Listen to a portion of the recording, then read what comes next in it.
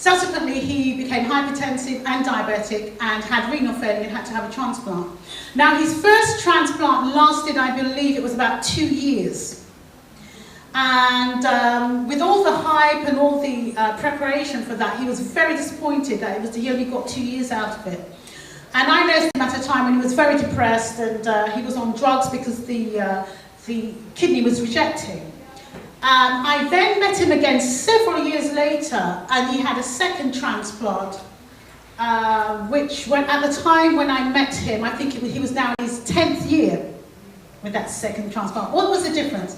The first transplant was from what they call cadaver donor, was from a white donor, but the second transplant was from someone of his own ethnic background. And we do know that when you have transplant from your one's own ethnic background, there's a much better chance of survival. So you haven't even had the grater cake and the sweet potato pudding yet for dessert.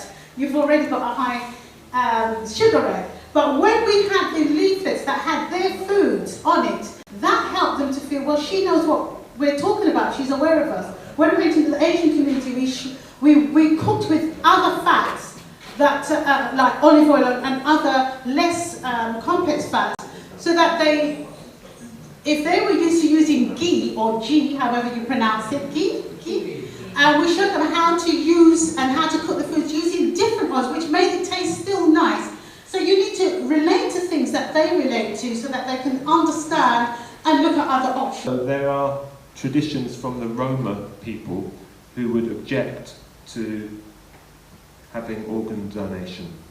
Okay, so you may in your professional capacity meet Roma people coming into hospital with health complications. And African Americans have had some objections to organ donation. So a very brief list, and as I said, any questions you can ask later. We're going to move on now. Now here's a quote from the previous Pope, not the Pope that visited last week. This is the previous Pope, Pope John Paul II, who died about 5 years ago. He said, "Forcing someone to violate his conscience is the most painful blow inflicted to human dignity. In a certain sense, it is worse than inflicting physical death or killing." So how is that relevant to us?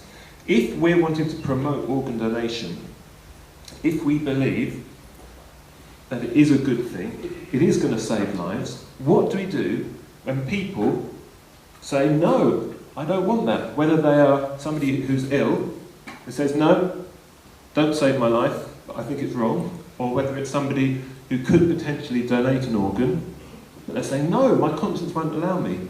What can we do with people in that situation? Now, whether or not you agree with everything Pope John Paul II said, I think he's got a point here, because nobody likes being told to do something that you don't want to. However, people can change. Religious people can change. Here's some examples. That is a cover from the Watchtower magazine. Many of you may have had that put through your door, or met Jehovah's Witnesses at the doorstep and might have tried to give you one of those magazines. It contains official teachings from the Jehovah's Witness religion. Now, somebody actually went to the trouble of looking at what Jehovah's Witnesses have said in their magazine about organ donation and blood donation. And over the years, it has changed. Officially, as we've seen, according to the main world religions, there is no objection to organ donation. I have an Asian daughter-in-law, so her children are what you call mixed blood. Would this cause any issue if they ever needed organ donation when they get older? Yeah, all organs are matched on tissue type and blood group, so depending on their tissue type and blood group, it would be an issue. But I suppose what I'd go back to is that it doesn't really matter if they're Asian. I think as a UK public, everybody needs to think about organ donation. I'm speaking from I'm an ignorant person in this situation, and maybe my question is laughable, I don't know. But I find it very difficult to understand if when a human being is dead, you're still using the organ. The way I look at it, if somebody is dead, I'm pretty sure his body metabolism doesn't function anymore. So why would that organ be transferred to a living human being and at the same time functioning under that human being? That's what I don't understand. Simple as that, in terms of the dying. There is the brain death, there is the heart stopping. If you look at some patients in the hospital, they are no longer able to breathe well. So the machine takes over the function of the lungs and the heart, and it can be kept alive for a very long time. At that time, it's been shown that when you speak or you sing or play music to them, they can still hear you in situations where people recover after a very long time. So the heart may stop, the individual may still be alive. That is the gray area when people talk about the death of the physical body, when the brain is still functioning. Hence, some people are reluctant and say, oh, this individual, the brain might still be alive. On that premise, they may not give permission for organ donation. Because even if you're a organ card carrier, organ donation card carrier, the hospital or the organ transplantation team cannot just take over the body and remove the organ willingly as such. They will still have to seek permission from the closest relative to give that very important permission so that they can obtain the organ. What you have said is some problems. It's difficult to say that when the body dies, the brain may still be living. That's the concept. But when the brain dies, it is almost always certain that all of the body dies. So the heart stopping is not synonymous with death because the brain may still be functioning. So you have not asked a stupid question.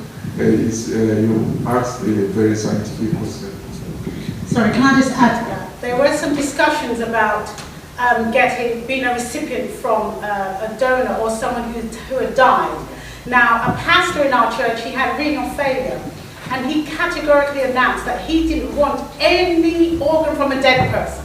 And some people feel that way. Luckily, his daughter was of the same tissue type, and he was able to get a kidney from her, because there are living donors.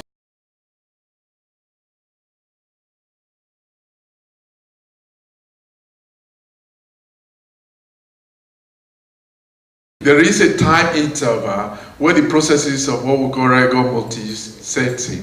So everything about organ donation is done quickly. So if somebody died, for example, as a result of an accident, that individual needs to be taken to the hospital and tissue typing done quickly. All right. I told you about the difference between brain death and stopping the heart. I also told you that sometimes, the doctors have the facility to keep the body going even when there is brain death with oxygen and feeding the individual intravenously so that the tissue is kept alive. So for example, you can transplant the cornea of an individual. People now do facial transplant, finger, all the other vital organs. Thank you. Okay. I think it's clear now. Right, thank you very much. We don't need to come to support, but to come and be a part of a campaign group of blood and tissue donations.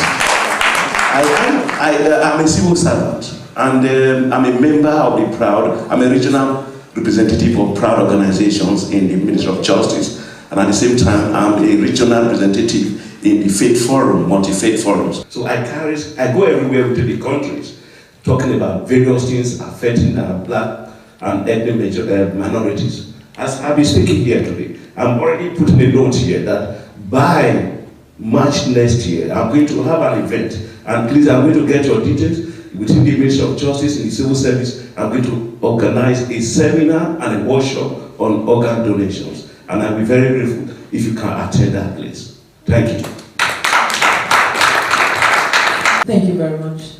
My question is, I mean, having taken a look at all the information shown on the screen and heard a lot, there was one point there that 90% of the people agree that, you know, organs should be donated. It's just that people are scared, or because of religious belief or one thing or the other, they are not able to, you know, do what they think is right.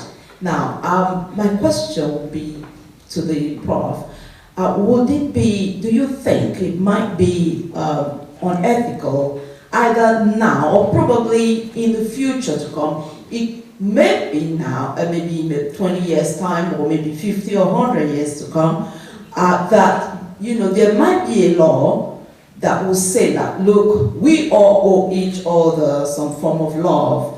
We are all human beings. Now, make it that it should be compulsory that everyone who's passing away would consent to this, you know, and that, I mean, if one is dead, and, you know, nothing is going to prevent that. And so if it's going to save someone else, then let it just be. Would there be some, do you foresee such a thing in the nearest future? I would just like the Prof to just say a word on it. Thank you.